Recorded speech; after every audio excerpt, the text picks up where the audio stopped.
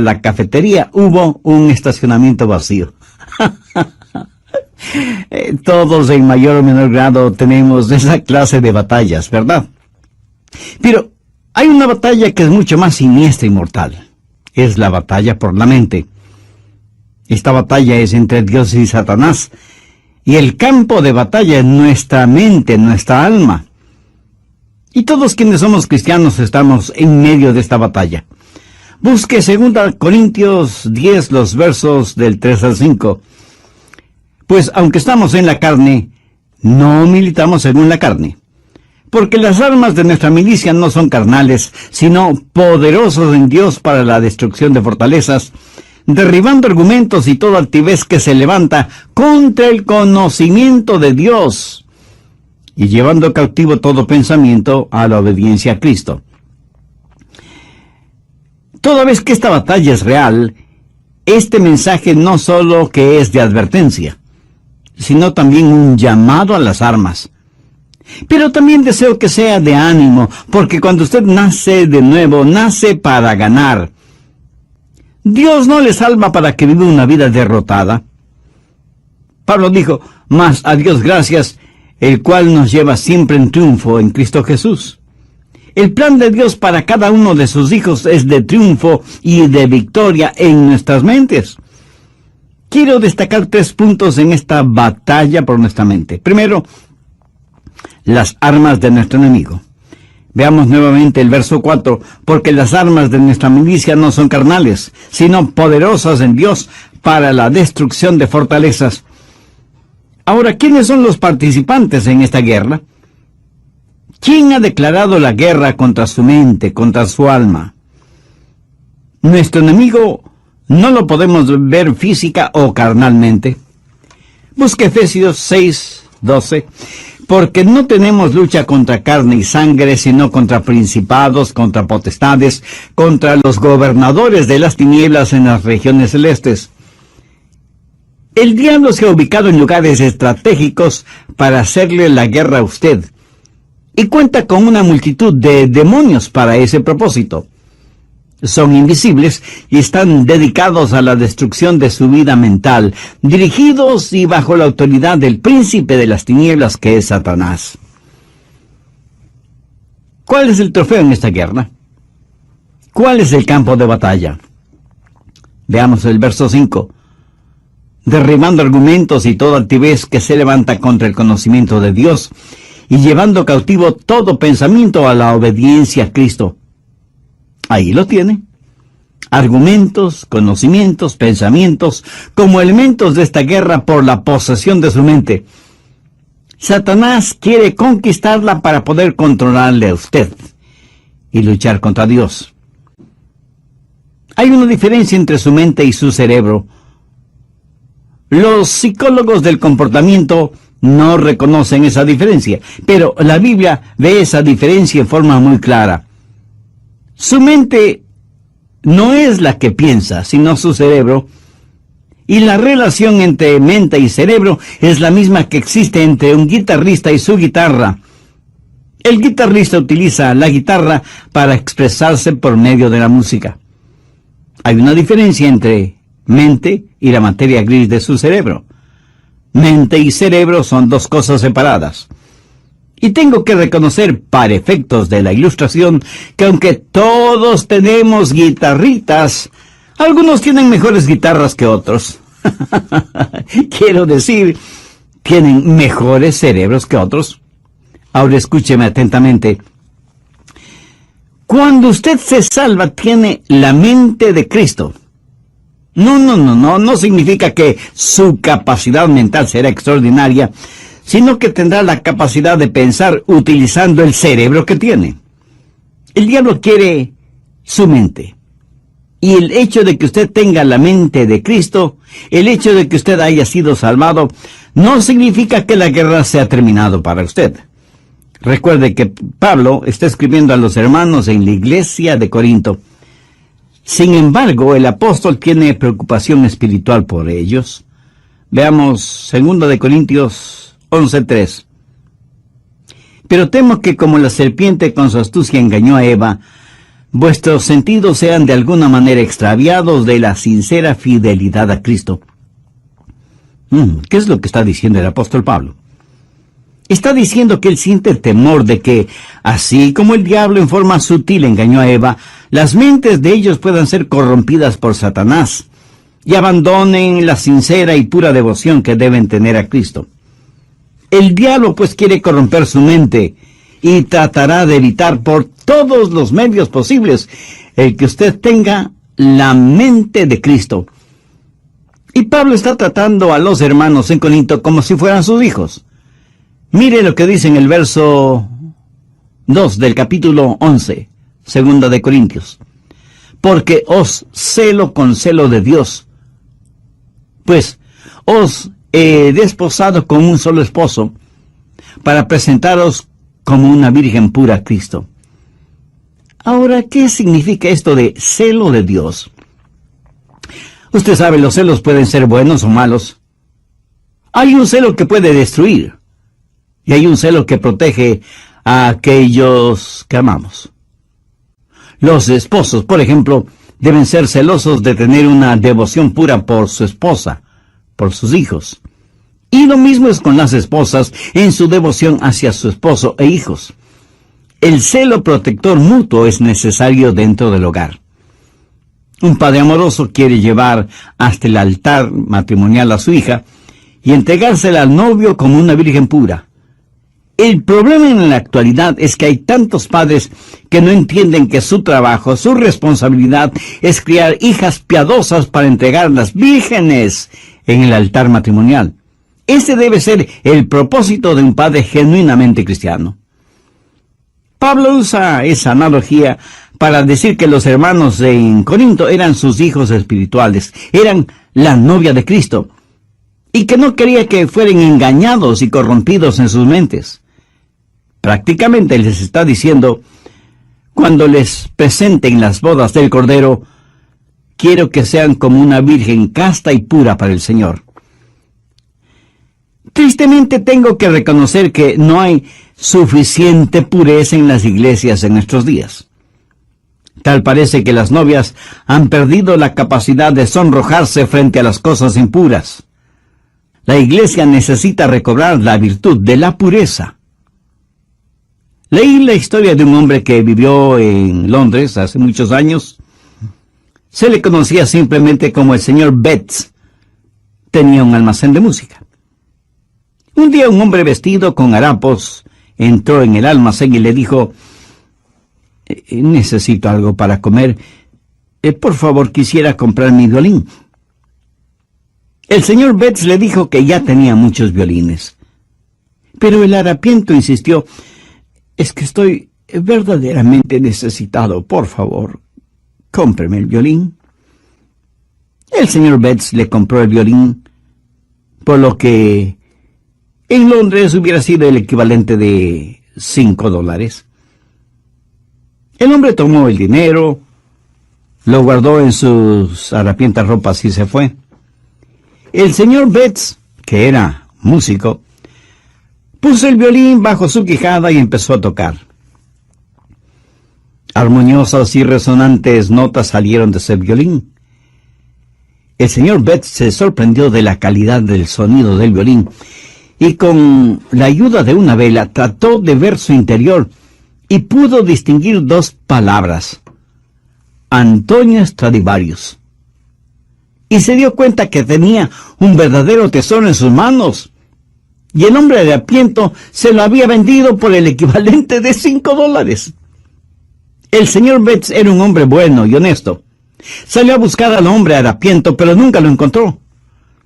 Muchos años después, el señor Betts vendió ese violín por $5,000. En la actualidad, un violín Stradivarius cuesta una verdadera fortuna. Ahora haga la analogía. Algunos jóvenes se venden muy barato cuando permiten que sus cuerpos se conviertan en sucios objetos de placer sexual, en vez de cuidarse y guardarse para aquella persona con la cual se casará.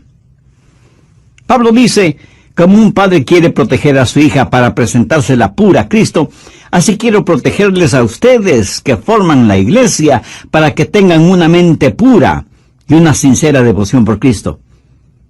Mi amigo, hay una batalla por su mente. El diablo quiere poseer su mente porque sabe que si puede tenerla, puede corromperla, puede alejarle del Señor Jesucristo. Vivimos en un mundo que tiene una mente totalmente corrompida.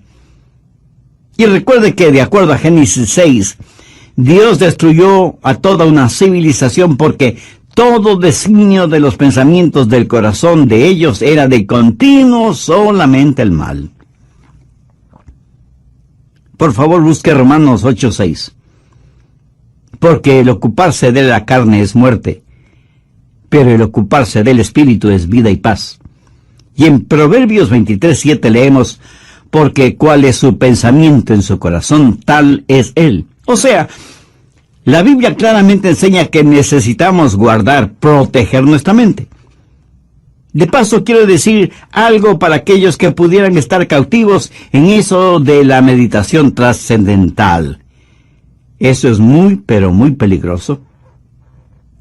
¿Sabe lo que la meditación trascendental hace? Abre su mente para los espíritus diabólicos.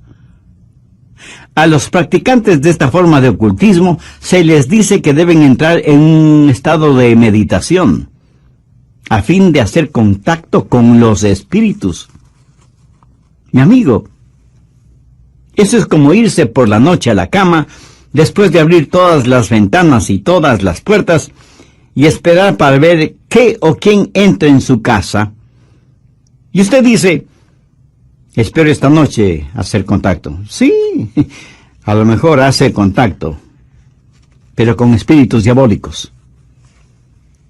Su mente debe estar fija, firme en el Señor Jesucristo. El profeta Isaías dijo, tú guardarás en completa paz aquel cuyo pensamiento en ti persevera. El diablo quiere su mente para continuar con su guerra contra Dios. Y Dios quiere su mente porque es por medio de ella que Dios le habla, le alcanza. Busque Efesios 4, los versos 17 y 18.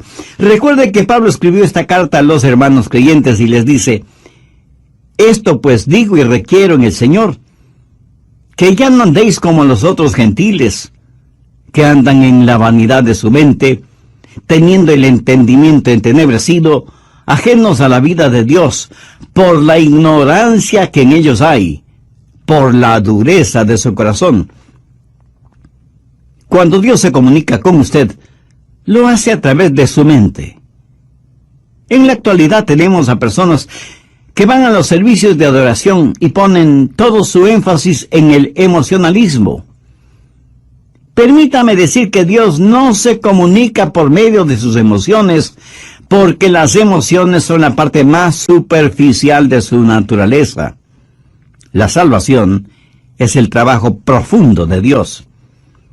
La gente se emociona con el ritmo de la música, se les pone la piel de gallina y dicen que han tenido una experiencia con Dios, cuando la verdad es que solo han tenido un hipo emocional. Dios se comunica por medio de la mente, y no estoy hablando de un racionalismo o intelectualismo. Hablo de que Dios se revela en su mente y que Dios nos cambia empezando con nuestra mente. En Efesios 4:23 Pablo dice, y renovaos en el espíritu de vuestra mente. Ahora, ¿cómo Dios le renueva a usted? En el espíritu de su mente. Usted puede cambiar su forma de vivir, cambiando su forma de pensar. Por eso en Romanos 12:12 el apóstol dice, no os conforméis a este siglo, sino transformaos por medio de la renovación ¿de qué? De vuestro entendimiento. Y aquí la palabra entendimiento significa mente. O sea que Pablo está diciendo que debemos ser transformados por medio de nuestra manera de pensar. Dios se comunica con usted por medio de su mente. Dios le cambia por medio de su mente. Y Dios le controla por medio de su mente. Recuerde lo que dice Romanos 8:6. Porque el ocuparse de la carne es muerte, pero el ocuparse del espíritu es vida y paz. Dios nos controla cuando le permitimos que controle nuestra mente. Y eso es exactamente lo que quiere hacer Satanás, controlar nuestra mente para poder controlarnos a nosotros. Por lo tanto, la batalla por nuestra mente es real. Segundo, la debilidad de nuestra carne. Y es muy importante el entender esto. En nuestra propia carne, todos somos débiles. 2 Corintios 10:3 dice, pues aunque andamos en la carne, no militamos según la carne. En otras palabras, su carne, o sea, su estado natural, de ninguna manera tiene lo que se requiere para tener un proceso mental correcto. Y porque vivimos en la carne, todos tenemos problemas, desilusiones, enfermedades. Todos experimentamos las cosas mundanas de la vida. Y no piense que porque usted es ya salvo, va a vivir en un planeta diferente, inmune a las realidades de la vida en la tierra. Algunas personas se encierran en monasterios pensando que así vivirán vidas santas. Se cuenta de un hombre que decidió entrar en un monasterio cuya regla principal era el silencio. Podían decir solo 2 palabras al año. Al cumplir el primer año fue llamado por el superior del monasterio, quien le dijo, ya tienes un año aquí y puedes decir tus 2 palabras. Y el hombre simplemente dijo, cama dura. Después del segundo año, sus 2 palabras fueron contra Satanás. Y usted nunca podrá ser más listo que el diablo. Él se burla de nuestros esquemas, ridiculiza nuestras organizaciones, y aunque muchas personas piensan que esta batalla puede ser ganada por medio de la educación, eso no es cierto. Ahora escúcheme, de ninguna manera yo estoy en contra de la educación. Pero si usted educa a una persona que no conoce al Señor Jesucristo, lo único que hará es tener una persona más peligrosa, porque seguirá siendo un diablo, pero bien educado. Antes de ser salvo, yo tuve un amigo que era alcohólico y asistió a varios programas para rehabilitarse, pero luego aceptó al Señor Jesucristo como su Salvador, y esto es lo que él me compartió. Yo asistí a esos programas sin conocer al Señor Jesucristo. Era un borracho consuetudinario, y de esos programas salí siendo todavía un borracho, pero ahora tenía educación. Lo ve, la educación no es la respuesta. Pero tampoco la legislación es la respuesta para la mente. Las armas de nuestra guerra no son carnales. ¿Cree usted que las leyes pueden controlar la forma de pensar de los seres humanos? En la actualidad estamos tratando de tener leyes para controlar lo que pensamos. La ley castigará toda manifestación de odio, verbal o físico. Sin embargo, ninguna legislación puede obligarnos a amarnos unos a otros, o a odiarnos unos a otros. Las leyes solo pueden restringir la maldad, pero no pueden impulsar la bondad. Así que ni la educación ni la legislación son la respuesta. El medio ambiente tampoco es la respuesta. Pablo dice que las armas de nuestra guerra no son carnales, y la educación, la legislación y el medio ambiente son métodos carnales. Esas son cosas que la gente puede hacer sin el Señor Jesucristo. ¿Cree que si usted tiene un mejor medio ambiente, eso cambiará su manera de pensar? Bueno, solo quiero que recuerde que Adán y Eva se metieron en problemas estando en el jardín del Edén. Y usted no puede pedir mejor medio ambiente que ese, ¿no le parece? Sin embargo, ellos fueron engañados porque Satanás manipuló sus mentes. En una institución mental estaban tratando de determinar si ciertos pacientes estaban listos para ser dados de alta. Los pusieron en un cuarto, abrieron las llaves del lavabo hasta que el agua se desbordó, les dieron unos trapeadores y les dijeron que debían limpiar el cuarto. Si ellos empezaban a usar los trapeadores sin cerrar las llaves del agua, no estaban listos para ser dados de alta. ¿Sabe que eso es lo que estamos haciendo en nuestra sociedad? Estamos tratando de limpiarla, sin cerrar el flujo de agua. El problema está en nuestra mente, porque como pensamos, así somos. Y es de la mente, del corazón, que salen los actos de nuestra vida. En Lucas 6:45 leemos: el hombre bueno del buen tesoro de su corazón saca lo bueno, y el hombre malo del mal tesoro de su corazón saca lo malo, porque de la abundancia del corazón habla la boca. Tercero, las armas de nuestra batalla. Segunda de Corintios 10:4, porque las armas de nuestra milicia no son carnales, sino poderosas en Dios para la destrucción de fortalezas. En los días de Pablo había una batalla. En un extremo estaba Pablo, y en el otro extremo, el Imperio Romano. El Imperio Romano había estado en existencia por 700 años, y tenía privilegio y poder. Tenía sus legiones romanas, una poderosa fuerza naval, el Senado romano, la ley romana, y parecía que toda la maldad del imperio estaba atrincherada en Corinto, en las mentes y corazones de la gente.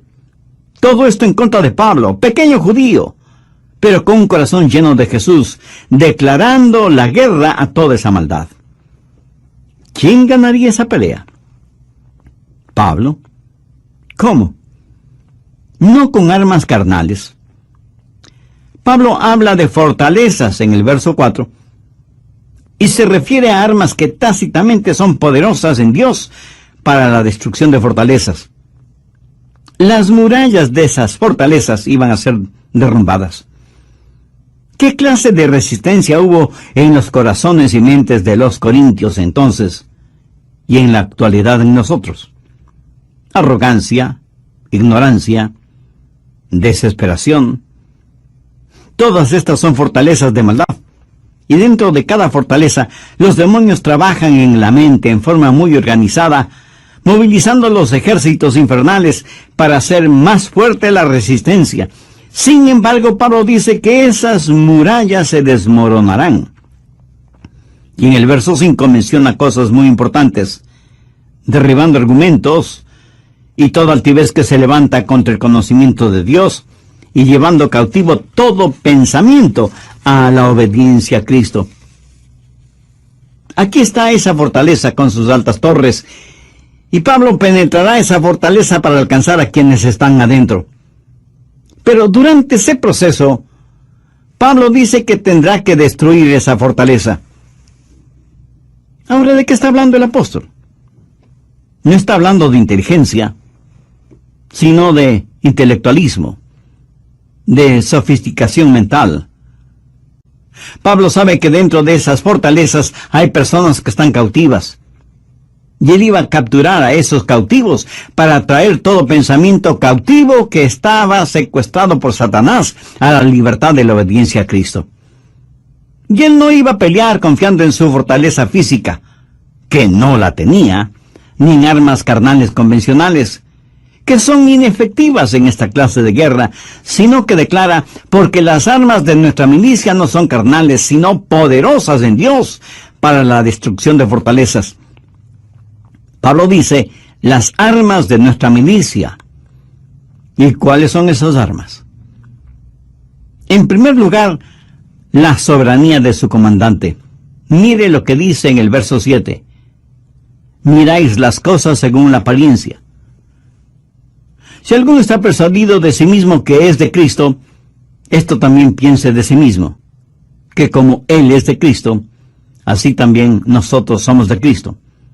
En otras palabras, Pablo dice que pertenecemos a Cristo. Él es nuestro comandante supremo. En Potsdam, durante la guerra, los japoneses le dijeron a Inglaterra y a los Estados Unidos que no se rendirían.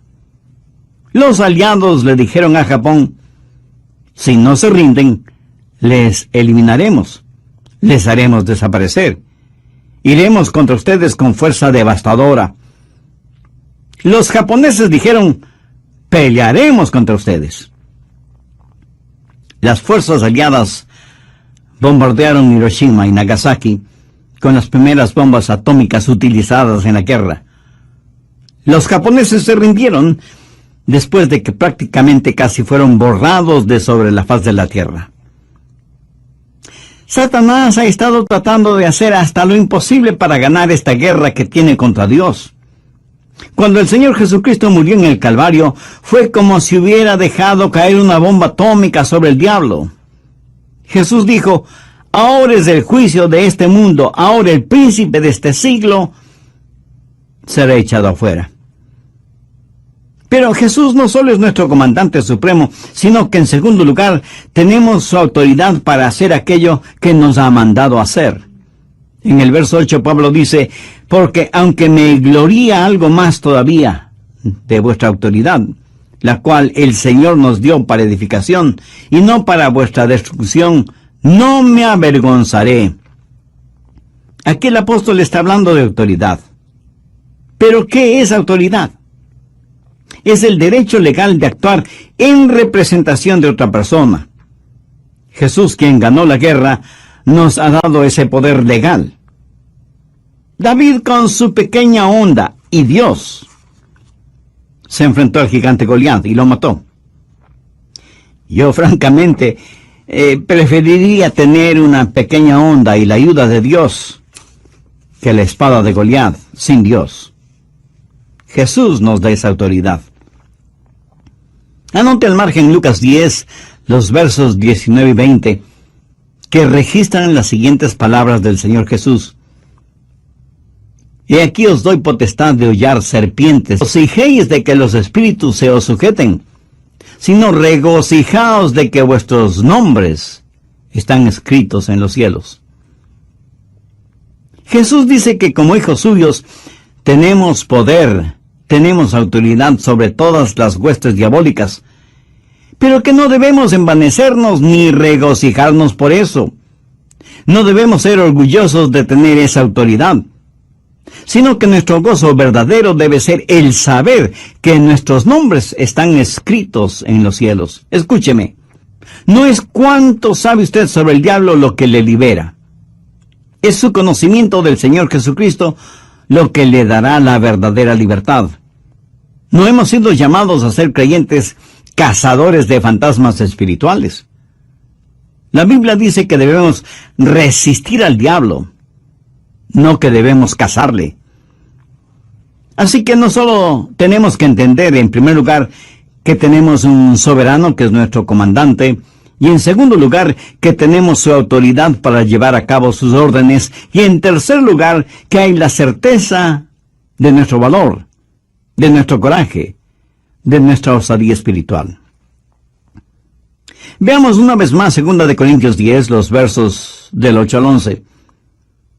Porque aunque me gloríe algo más todavía de vuestra autoridad, la cual el Señor nos dio para edificación y no para vuestra destrucción, no me avergonzaré.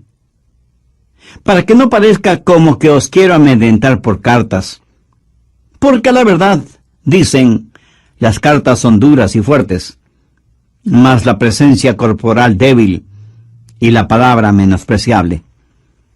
Eso tenga en cuenta tal persona, que así como somos en la palabra por cartas, estando ausentes, lo seremos también en hecho, estando presentes.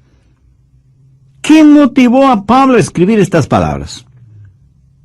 Bien, veamos brevemente el trasfondo del asunto. Algunas personas decían que Pablo siempre estaba escribiendo cartas duras y fuertes, pero que cuando él estaba presente, tenía más bien un carácter débil. Decían: el león no es tan feroz como lo pintan. Y Pablo tiene que asegurarles que tanto como era fuerte y duro en sus cartas, lo mismo sería en forma personal, cuando estuviera entre ellos. Pero les dice algo más: que pertenecía a Cristo, y que Cristo había ya ganado las batallas por él.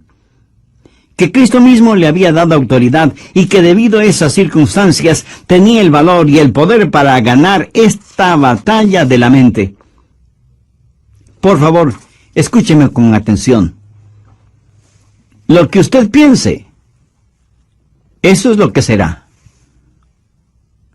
Chuck Swindoll está en lo correcto cuando afirma que la actitud de una persona lo es todo.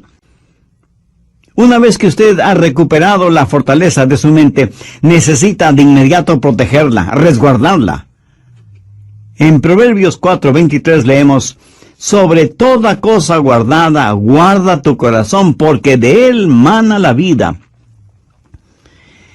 En los aeropuertos de las más grandes ciudades metropolitanas del mundo, las medidas de seguridad son realmente impresionantes. Sensibles detectores metálicos avisan al personal correspondiente si usted tiene en sus bolsillos llaves, monedas o cualquier otro objeto metálico. Detectan anillos, aretes, collares, pulseras, relojes. Y en la actualidad las cámaras de rayos X pueden ver la totalidad del cuerpo humano, por si alguien trata de llevar oculto entre su ropa íntima algún objeto o sustancias prohibidos. A veces pienso que sería formidable el tener esos sofisticados detectores a la entrada de las iglesias para detectar el pecado. Pero si tal cosa fuera posible, estoy seguro que nadie quisiera entrar en las iglesias, ni siquiera sus pastores. En Filipenses 4:8 Pablo dice: por lo demás, hermanos, todo lo que es verdadero, todo lo honesto, todo lo justo, todo lo puro, todo lo amable, todo lo que es de buen nombre, si hay virtud alguna, si algo digno de alabanza, en esto pensad. Dios nos hizo de tal manera para que no podamos pensar en dos cosas distintas al mismo tiempo. Permítame explicar de esto. Si usted está pensando en algo que es bueno y correcto, de ninguna manera puede pensar al mismo tiempo en algo malo e incorrecto. Y usted no tiene que ser inteligentísimo para ver la lógica de esta declaración. Y aunque ya lo he mencionado varias veces, usted es lo que piensa. Proverbios 23:7 dice: porque cuál es su pensamiento.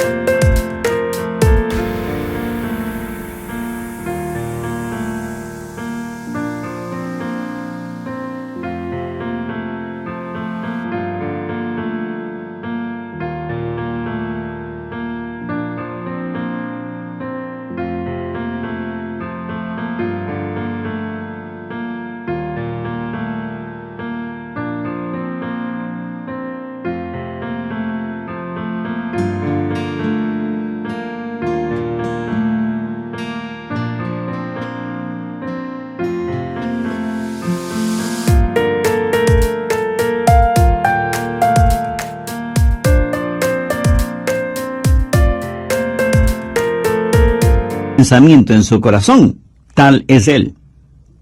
Proteja su mente. Tenga al Señor Jesús como el punto central de su mente.